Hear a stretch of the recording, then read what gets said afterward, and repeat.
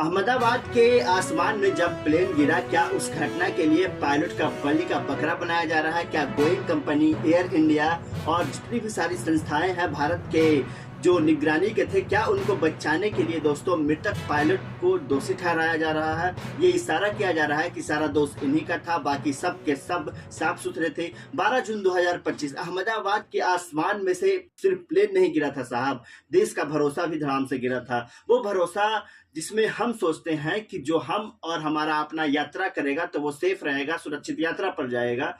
लेकिन अब जिस तरीके से पायलट पर दोष मढ़ा गया है कि सारी जिंदगी को लेने के लिए सिर्फ और सिर्फ पायलट जिम्मेदार है, ये सवाल मन में आ रहा है कि क्या बोइंग कंपनी, एयर इंडिया अपनी जवाबदेही से पल्ला झाड़ रही है? क्या ये भी 737 मैक्स की तरह एक कवरअप है जहां डिजाइन के खामियों को छुपा करके पायलट की बलि का बकरा बना दिया गया?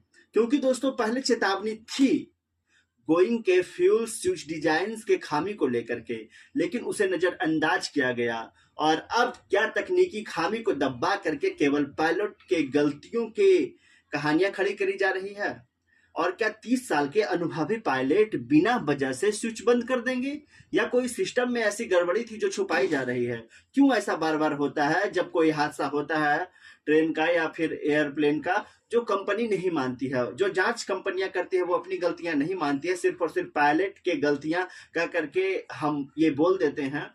जी हाँ दोस्तों, कहा जाता है हम सबक ले रहे हैं, लेकिन दोष पायलट पर डाल दिया जाता है। सच्चाई कभी भी सामने नहीं आती है। क्या बड़े नाम और जवाबदेही लोग बचते रहते हैं और हर बार लाशों के ढेर पर सिर्फ फॉर्म खड़ा होता है? ये सवाल इसलिए उठ रहा है माय डियर फ्रेंड्स क्योंकि पायलट पर इल्जाम लगाया गया है और अब हम पूछ रहे हैं, क्या साजिश की आड़ में सच छुपाया जा रहा है? 12 जून की सुबह एयर इंडिया की जो फ्लाइट थी ना दोस्तों, वो यहाँ पे अगर देखा जाए ना तो क्रैश हो जाती है। मैं आप लोगों को अगर फिर से बताऊं ना दोस्तों, तो आप लोग ध्यान पूर्वक समझिएगा। 12 जून की सुबह एयर इंडिया की फ्लाइट AI-171 टिकॉक पर कुछ ही सेकंड्स के बाद क्रैश हो जाते हैं। विमान सिर्फ 650 से 850 फीट की ऊंचाई पर पहुंचा था। दोनों इंजन अचानक से बंद हो जाते हैं। पायलट उस वक्त मेडिकॉल थी, लेकिन वक्त कम था दोस्तों। टॉप की रिकॉर्डिंग भी सामने आया है दोस्तों, जिसमें पायलट जो है वो खुद चौंक गए थे। एक ने पूछे कि स्विच क्यों बंद कर दिया? जवाब मिला, मैंने कुछ नहीं किया। सवाल उठता है कि क्या इतने अनुभवी पायलट ऐसी गलती कर सकते हैं जिसमें उनकी जिंदगी पर भी खतरा हो? SAE के रिपोर्ट बताते हैं कि फ्यूल का टॉप स्विच को बंद करना आसान नहीं है और ये जो है जानबूझ करके किया जाने वाला कदम होता है, ये अनजाने में नहीं होता है।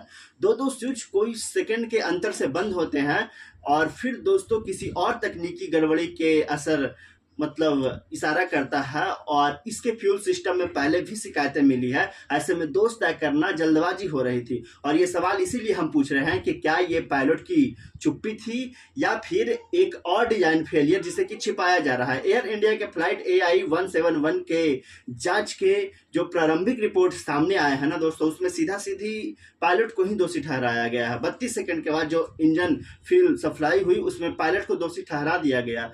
जांच के छोटी सी बातों के आधार पर जवाब उठाया गया, लेकिन सवाल यहाँ पे ये है, क्या इतनी जल्दी किसी नतीजे पर पहुंचना सही है? क्योंकि अल्फा इंडिया जो पायलटों की संस्था है ना, वो जांच के एक तरफा बोल रही है कि पायलटों को बलि का बकरा बनाया जा रहा है। ऐसा सोचने वाली बात यह भी है कि कैप्टन सुमित सभरवाल जैसे अनुभवी पायलट, बीते 30 सालों से ज्यादा का अनुभव था, और फर्स्ट ऑप्शन जो कुंदन है, जो जिनके पास हजारों किलोमीटर के उड़ान का अनुभव था, क्या ऐसी कोई बुनियादी गलतियां कर सकती हैं? सवाल बहुत कुछ उठते हैं दोस्तों। जी हाँ, बहुत कुछ उठते हैं। बाकी मैं मिलता हूं आप लोगों से अगली वीडियो में कोई अच्छी सी और कोई भी अपडेट न्यूज के साथ।